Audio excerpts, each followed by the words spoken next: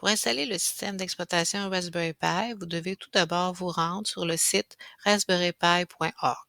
Ensuite, dans la partie Download, cherchez Raspbian Jessie with Pixel.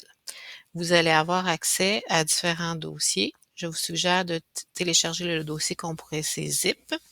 Une fois qu'il sera téléchargé, ce dossier, vous pourrez alors l'ouvrir. Cette opération peut prendre plusieurs minutes, donc ne vous inquiétez pas, c'est que le dossier est quand même assez volumineux. Une fois que vous l'aurez téléchargé, vous aurez un dossier compressé, donc cliquez sur le bouton droit de la souris, faites extraire tout et à ce moment-là, choisissez le dossier à l'endroit où vous voulez l'extraire et cliquez sur extraire.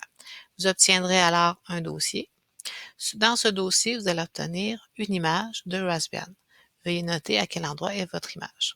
Ensuite, lorsque vous êtes prêt, ouvrez Etcher, sélectionnez votre image qui est justement ici.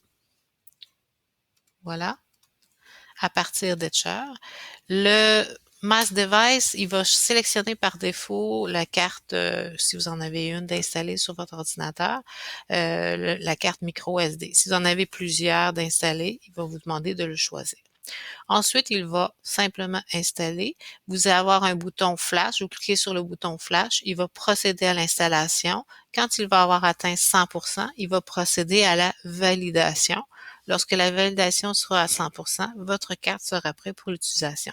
Veuillez simplement retirer votre carte SD, l'installer dans votre Raspberry Pi, allumer votre Raspberry Pi. Il est très important que lorsque vous installez une carte et que vous l'enlevez, que votre Raspberry Pi soit mis hors tension, c'est-à-dire qu'il ne doit pas être sous tension électrique. Donc, une fois que tous ces procédures sera fait, lorsque vous allez vous brancher à un écran avec votre Raspberry Pi et un clavier et une souris, vous allez pouvoir utiliser le module comme si c'était un ordinateur portatif.